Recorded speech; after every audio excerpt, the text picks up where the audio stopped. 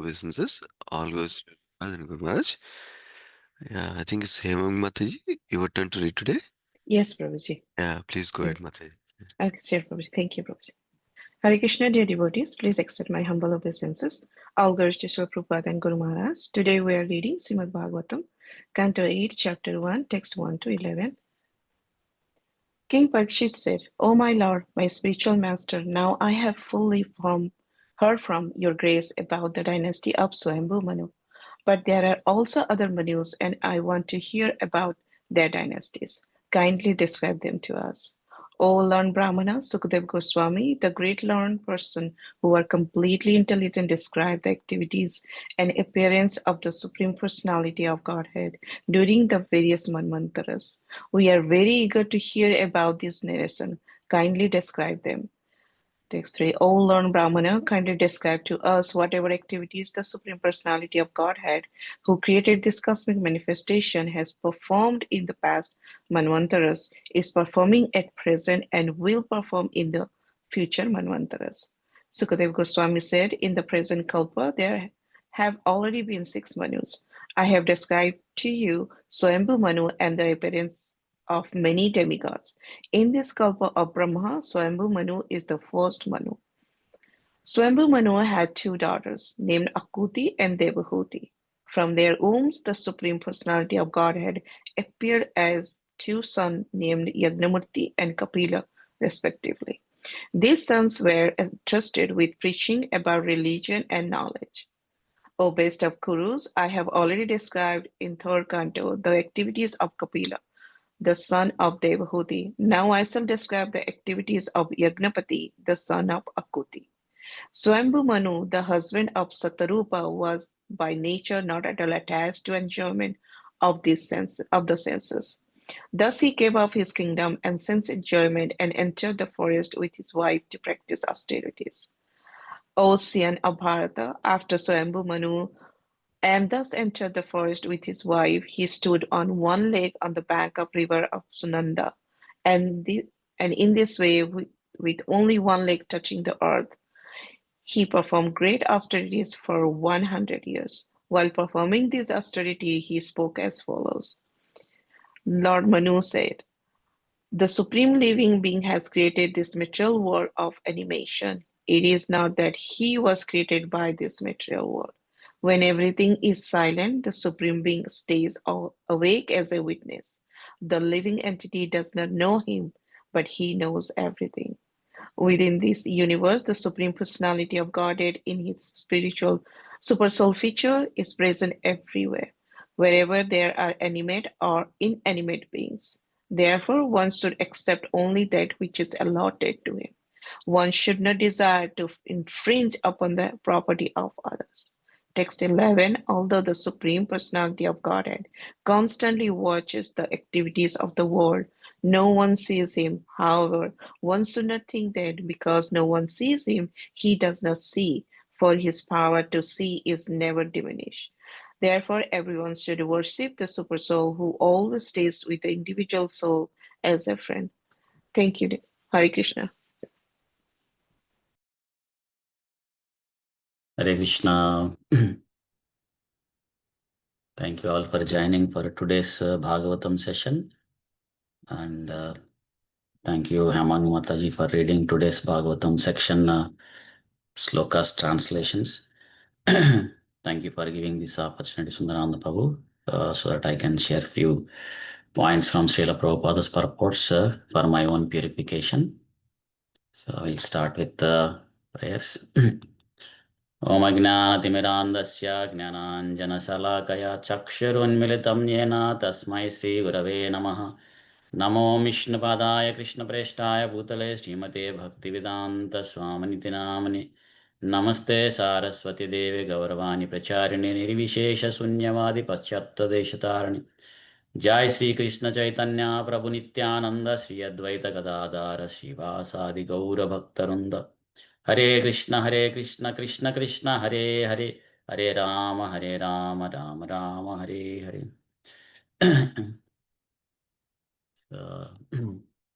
So today we are reading from Srimad Bhagavatam 8th Canto, Chapter 1, the Manus, administrators of the universe, Sloka 1 to 11. So, just to give a background, we are entering into the new canto, 8th canto. So, we finished the 7th canto. So, in the previous couple of sessions, we heard about the conversation between Narada Muni and Yudhishthira Maharaj. So, Narada Muni described the characteristics of Prahlad Maharaj and his pure devotion. On the request of Yudhishthira Maharaj was very ecstatic to hear that. Then Narada Muni also explained about Sanatana Dharma and then the 4 Varnas, Brahmana, Kshatriya, Vaishya, Sudra, and also 4 Ashtamas, Brahmacharya, Grihastha, Vanaprastha, and Sannyasa, like that.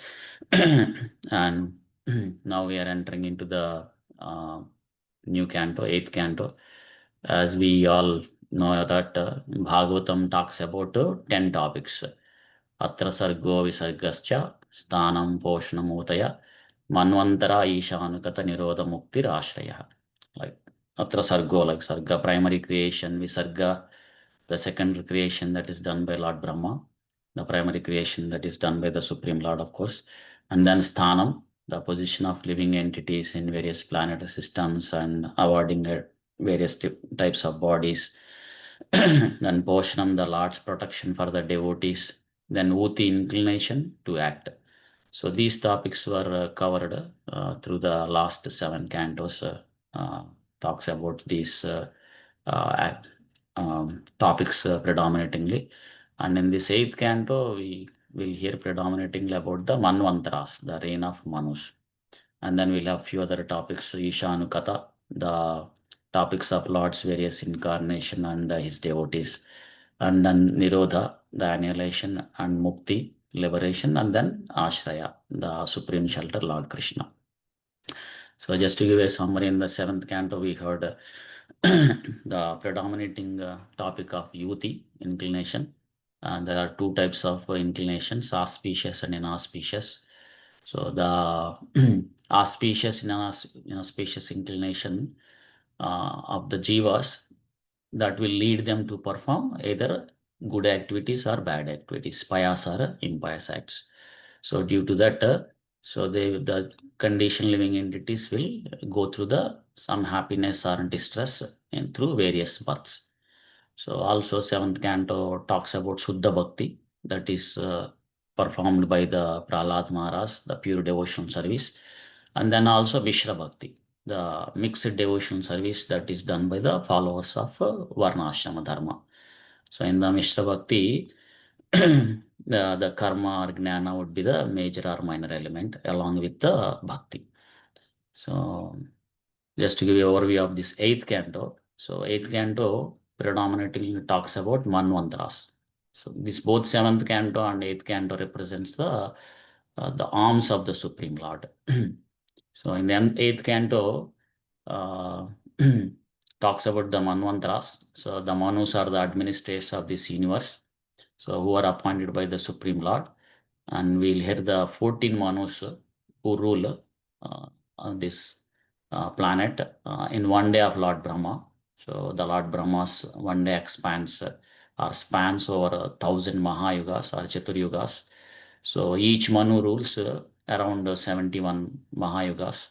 So in every Manvantara, there are 6 types of personalities, like the Manu himself, and the sons of Manu, and the demigods, and the king of the heavenly planet Indra, and then Saptarishis, and the Manvantara of the avatar of the Supreme Lord. So Sukadeva Goswami talks about these 6 kinds of personalities of the 14 Manvantaras of the current day of the Brahma. So the current day of Brahma, the current Kalpa. And also he elaborates a few of the selected pastimes of the Supreme Lord, like Gajendra's pastime, and then the churning of milk ocean, and Bali Maharaj's deliverance by Lord Vaman Dev, and the Matsya Avatara, those kind of things. So in this chapter, the first chapter, so we will hear about Maharaj Parikshit requesting Sukadeva Goswami to expressing his desire to know about the Manus who are appeared in the past, and also the current Manu, and also who are going to appear in the future. So Sukadeva Goswami describes beginning with the 6 Manus who are appeared in the past. Then he will continue. Of course, in this chapter, he will describe the first 4 Manus. So in the first sloka, is that Parikshit Maharaj is asking, so I have fully heard from your grace about the dynasty of Swayambha Manu. So, and he also would like to hear the other Manus, want to hear about their dynasties, the other Manus. So he's requesting Sukadeva Goswami to describe them. So in the last cantos, we heard about the Swayambha Manu's dynasty, like he had 2 sons, Uttanapada and Priyavrata, and their dynasties. And he had 3 daughters, Devahuti, Akuti, and Prasuti, and their dynasties like that. So now here Parikshit Maharaj desired or eager to hear about the other Manu's dynasties. So in the second sloka, Sukadeva Goswami is mentioning that the great learned persons who are completely intelligent describe the activities and appearance of the Supreme Lord during various manvantras. So, and he is very eager to hear about these narrations. So, and Prabhupada mentions in the purport that Krishna actually has various incarnations. Of course, they are actually mentioned as unlimited. We cannot able to count them because it's like the waves of the ocean continuously coming. So one after one, so we cannot be able to count. So broadly, they are divided into 6 categories, like the Purusha Avataras, Guna Avataras, Leela Avataras, and Manvantara Avataras. And of course, there are Yuga Avataras and Shakti Avaisha Avatar like that. So, and in this, here Parikshit Maharaj is asking Supreme Lord during various manvantaras. So he wanted to hear about Krishna's activities and appearance during the various manvantaras. Avataras. So this is the eagerness that Parikshit Maharaj is showing to hear about Krishna's appearance and activities. And Prabhupada also stresses that without reference of the Shastras, so there is no question of accepting anyone and everyone as an incarnation of the Supreme Lord. It has to be mentioned in the Shastras, and also it should be accepted by the sadhus or acharyas who had perfect intelligence. Because time to times we will see that there are some people who claim themselves as the Supreme Lord. Like some time back, we heard there was one person, he claims himself as the Kalki avatar, but it is not mentioned in the scriptures that Kalki avatar appears now. So it should be the end of the Kali Yuga, so which has many, many more years to come. So like that, so some people may claim, but if it is not mentioned in the Shastras or if it is not accepted by the Acharyas or great devotees, then he cannot be accepted as the incarnation of the Supreme Lord.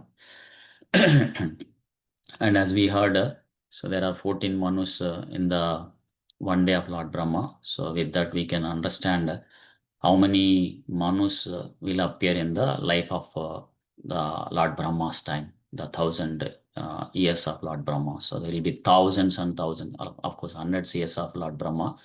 So there will be thousands of the Manus in the 100 years duration of Lord Brahma. And another thing is here we see that this is the quality that trying to be devotee can develop the eagerness to hear about these instructions, the Krishna Katha. So this is the price that one can pay to achieve the success in Krishna consciousness. So if a sadhaka can cultivate a strong desire and eagerness to engage in devotional service, then his life will be successful. Because I am talking to myself.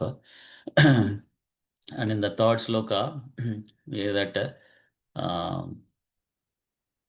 Parishit Maharaj is mentioning that to describe whatever the activities of the Supreme Lord who created these cosmonic manifestos and performed in the past manvantaras, performing at present, and will perform in the future manvantaras.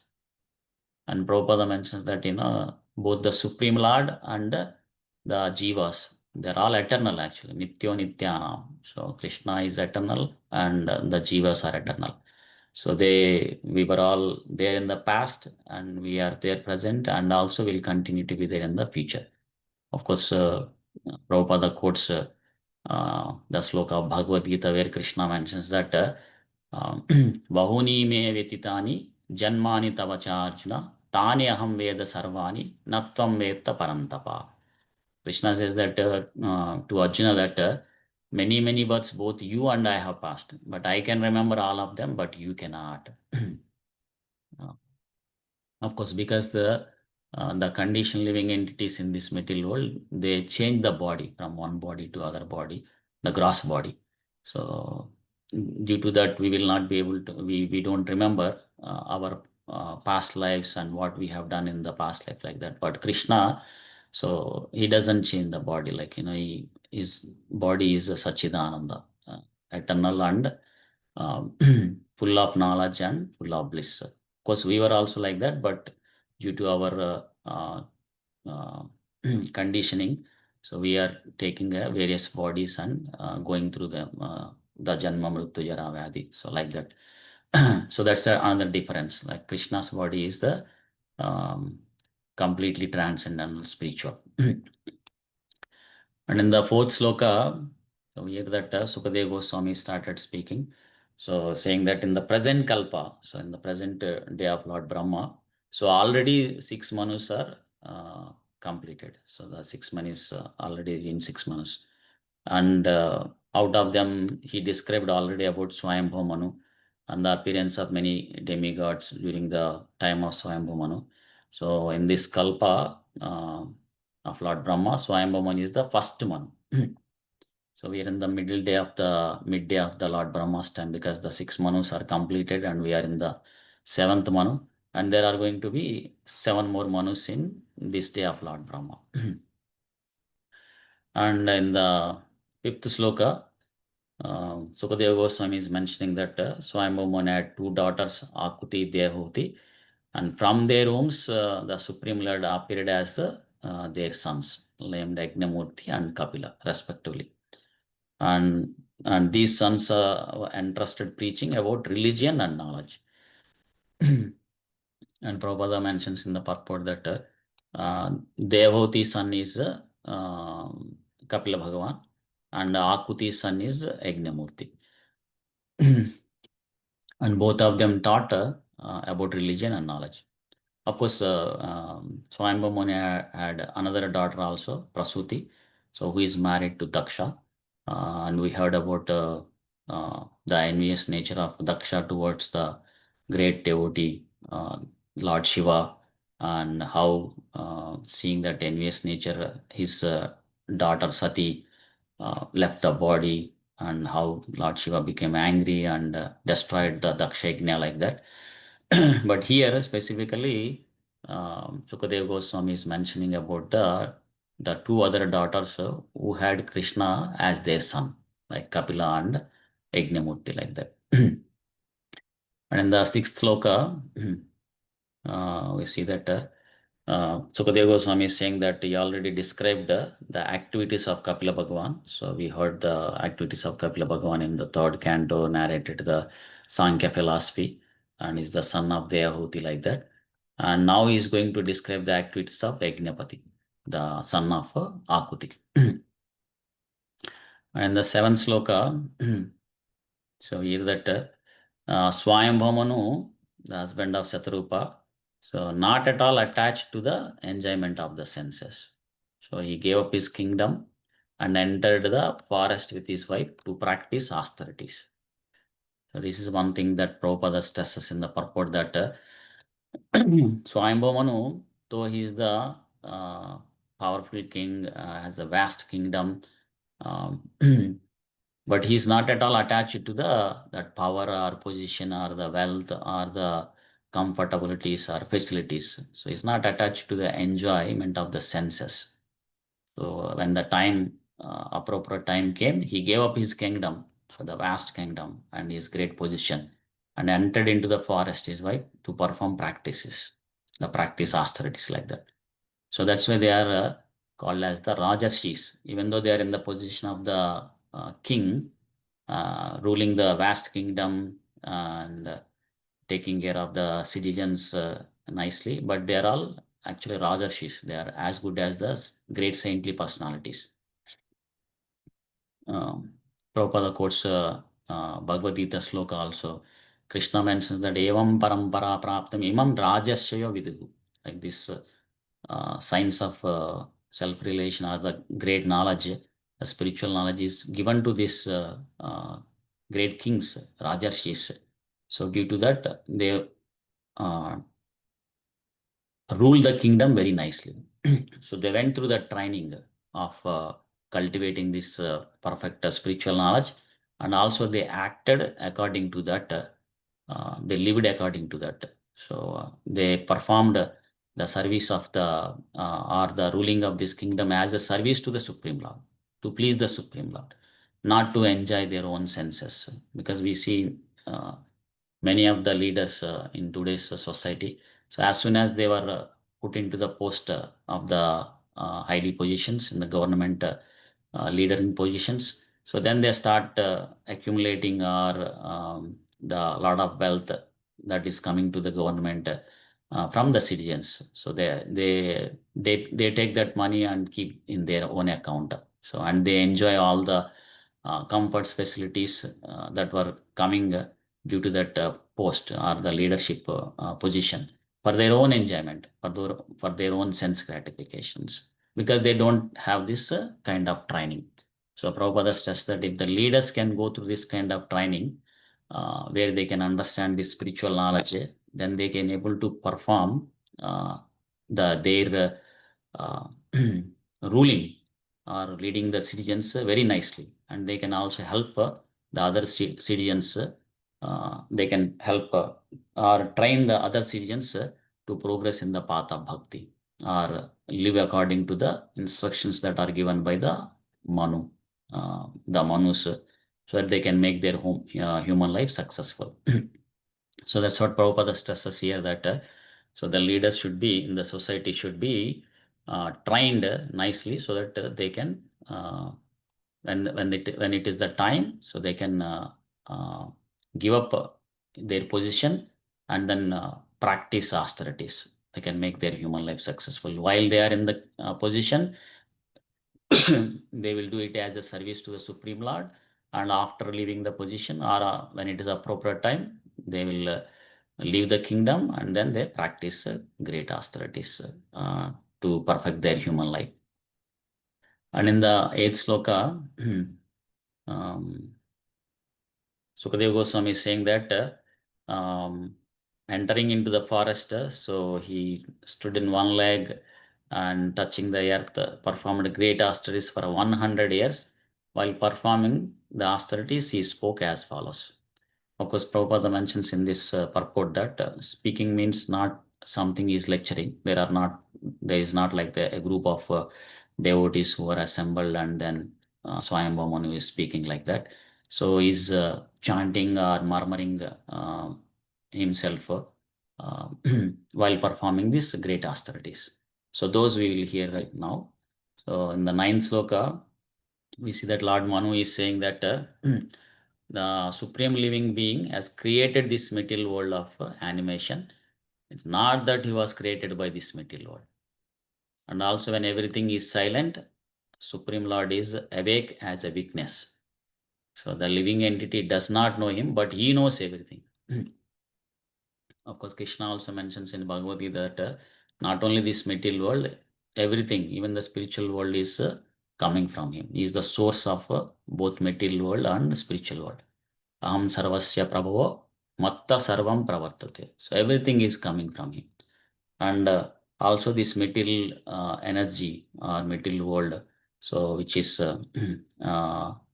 overseen by this material energy, so works under his direction, Krishna's direction. Mayadhyakshana Prakriti. So the material nature is working under his directions. So as Manu stressed here, he created this material world, not that he was created by this material world. Another point Prabhupada mentions that the difference between the Supreme Lord and the conditioned living entities in this material world. The jivas are is like so when everything is silent, Supreme Lord is still awake. Like when this material world goes through the annihilation, because this material world, all the universes, they come into existence for some time. They are created and they will stay for some time and then they will be annihilated. Bhutva Bhutva Pralayate. Like even in this universe, time to time there will be annihilation. Like during the Brahma's daytime, then there is a creation. All the living entities will come into the picture. And then when with the arrival of Lord Brahma's night time, so all of them are, most of them, I think, in this universe, up to many planets, they were annihilated. So, so many jivas were put into unconscious status. And Prabhupada mentions that the unconscious status, when the jivas are in the unconscious status, that's called one stage of dreaming. So there are 3 stages of dreaming. When this material world is awake and working in order, so that kind of, in that time, so jivas are in a waking dream. So because we identify ourselves as the gross body, not the pure spirit soul, that's called the waking dream. And when we go into the night time into the bed and sleep, then again we may be getting dreams. So that's another kind of dream. So and this when the annihilation happens and all the jivas are put into unconscious status, that is another kind of dreaming. So but the difference between the Supreme Lord and the conditioned living entities of this material world is like that. So when we are in the unconscious status or silent, the Supreme Lord stays awake as a witness. And then the 10th sloka, Sukadeva Goswami is mentioning that the Supreme Lord in his super soul feature present everywhere, wherever there is animate or inanimate beings. And also one should accept only that which is allotted to him. So one should not desire to infringe upon the property of others. So Krishna is actually present everywhere. Anantarastu paramanu chayantarastam. So he is in each and every atom and also in between the 2 atoms, which means that he is basically present everywhere. And Prabhupada mentions that so until now Swayambhava Manu, Swayambhava Manu mentioned that Krishna is the Supreme Lord and is transcendental, and he created this material world. Not that he was created by this material world like that. Now he is describing that all the property of the universe belongs to the Supreme Lord. So that's the Swayambhava Muni giving that instruction to all of us that the Krishna is the proprietor of everything. So we should not desire to grab other properties unethically. So we work as best as we can and we earn in an honesty manner, but not looking for grabbing the other's property. If we do that, then we'll be punished by the laws of nature. And in fact, Prabhupada mentions that even our gross body also actually given by Krishna himself, because we have some desires to have them to fulfill. So Krishna mercifully he has given a gross body to us so that we can fulfill our desires. So everything is coming from Krishna. Karmana Daivanetrena Jantur Deho Patya. Like under the direction of Daivanetrena. So, and based on our karma and desires, Krishna is giving this gross body. So it's not that even this gross body is ours. So it's given by Krishna to fulfill some of our desires. And he's giving all the facilities, comforts, facilities for us to fulfill our material desires. So we use whatever is allotted for us, but not looking for grabbing others in an unethical manners. Prabhupada also mentions that all the primary elements is created by the Supreme Lord, the Sarga, like the Panchabhutas, like earth, water, air, ether, fire, all these things. So without these things, even we cannot build skyscraper buildings or big houses like that for us to live. So that means that all the elements which were used to build these buildings are actually coming from Krishna. So he's the owner of everything. So that's why Prabhupada stresses here that so we should basically accept whatever is allotted for us, not to look or steal other things. So if we do like that, then we are considered as a thief, and then we'll be punished by the laws of nature. So and in the 11th sloka, the last sloka for today, Swayambha Muni is saying that Supreme Lord constantly watching the activities of the world. No one sees him. So one should not think that because no one sees him, he doesn't see. For his power to see is never diminished. So therefore everyone should worship the super soul who always stays with the individual soul as a friend. So this is also another important point that we can remember. So we may be thinking that no one is seeing, let me do some sinful activities. No, I think we are watched in every moment by the Supreme Lord, because he is residing in our gross body along with us as a super soul, Paramatma, Hruddesha Arjuna Tishtati. So he's there, he's watching all of our activities and thoughts and everything. So we should be very cautious whatever the activities that we are performing. We pray Lord Narasimha prayers, right, every day. Ito Narasimha, Parato Narasimha, Eto Ami Tato Narasimha. So he's everywhere there. He's there here and other places, and he's there everywhere. So we should be very cautious in performing our activities in such a way that so we don't perform sinful activities, and mold all our activities centered with Krishna, so that we can perfect our life and we can go back home, back to Godhead. So I'll pause it here. Thank you all for giving this opportunity. Granthara Srimad Bhagavatam ki jai. Srila Prabhupada ki jai. Ananta Koti Vaishnava Vrinda ki jai.